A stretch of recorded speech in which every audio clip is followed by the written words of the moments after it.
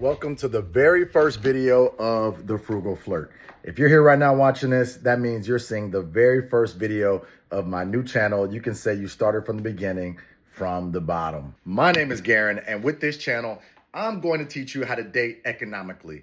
There's some things you can do to date and still flex at the same time. That's the goal, to flex without spending a lot of money. So here are 3 ways that you can save possibly over $1,000 in 2025 while dating. The very first step to saving a ton of money dating this year, and this is probably the biggest one, that's cutting alcohol from first dates. I stopped drinking December of 2023. And then last year I went on probably upward of 15 first dates or more. And I know that I saved hundreds of dollars. I know that I saved over maybe $1,000 to $1,500 on that, because I normally on a first date would have a drink or two, and if the woman would have a drink or two, then that means drinks are already $60 plus just for that date. So let's do the math. So the median cost of a cocktail in Los Angeles is around 14 bucks. So let's say 14 times 16 first dates, let's say. So that's already $224. And then let's say 4 drinks, because we have 2 each. And obviously it could be more than that. That's already $896. And that price, once again, could be more, because it could have been more than 15 first dates. It could have been way more. Let's talk about the average amount of dates someone goes on in a year and the average cocktail price in America. So the average person goes on 12 to 24 dates from what I just found Googling it. And the average cocktail price in America is around 13 bucks. 24 dates, you could go on many more dates than that, whether it's a first date, second date, third date. If you're drinking on all those dates, you're spending so much in alcohol. And I'm not even adding in the amount of tip and taxes that comes with that as well. With tips and taxes, you're well over $1,000, and you're getting into the $2,000 range at that point. Drinks on a first date are not essential. Now, I know it can be really hard to tell your date, I'm not drinking. But if you're confident in yourself and you know and understand that a connection is not dependent upon booze, then you'll be just fine. When I first stopped drinking, I was very insecure about telling women that I wasn't drinking. It made me feel very weak in a sense. And I would try to hide the fact that I wasn't drinking. And then as time went on, I was like, why am I hiding who I am? And especially something that is actually a positive.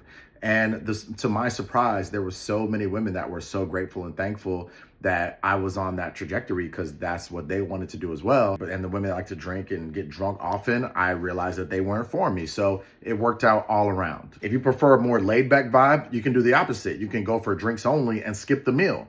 So it's less pressure, more budget friendly, and still a great way to connect. By choosing one or the other, you could save hundreds over the course of a year. And like I said, thousands, depending on how often you date and where you live. Number 2, plan low cost yet creative and high impact dates. Normal dinner dates aren't as popular in the dating market as they once were.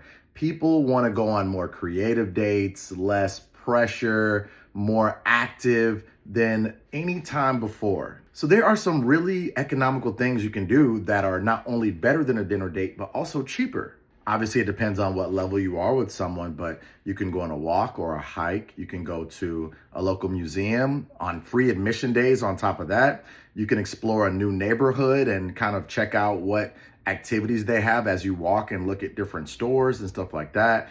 You can go to a local street fair. You can visit an outdoor concert, art exhibits.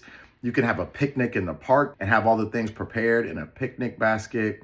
You can explore a farmer's market and not even buy anything, but just enjoy and interact with all the different stores and everything out there. There's so many free yet fun activities you can do, or low cost activities, that you just have to think out of the box a little bit. And it should be sort of an engagement with the person you're going on a date with through the conversation you have leading up to the date. What are some things that you talk about that you both enjoy and that you connect on?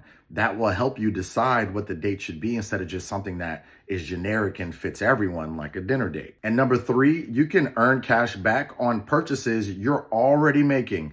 And it's with this tool called Rakuten. I love it. It's on my web browser, and it is a great way to just earn money from things you're already doing. Rakuten helps you save while you're spending. You just add it to your web browser. It alerts you to cashback opportunities on purchases like outfits, dinner reservations, even flowers. So over time, this free cashback adds up and could help fund future dates without even touching your normal budget. I think Rakuten is a no-brainer. It's free to sign up, so it's no cost to you. And if you attach it to your web browser, it automatically alerts you to purchases that will give you cash back with its platform. So everyone should have Rakuten added to their web browser. I made it easy for you. I put a link below down in the description of this video where you can sign up once again for free. So that's it. By simplifying your food and drink habits, coming up with creative dates, and planning ahead, you can save hundreds, if not thousands of dollars while dating in 2025. Romance doesn't have to break the bank. Smart choices make it even sweeter going out there to find your love.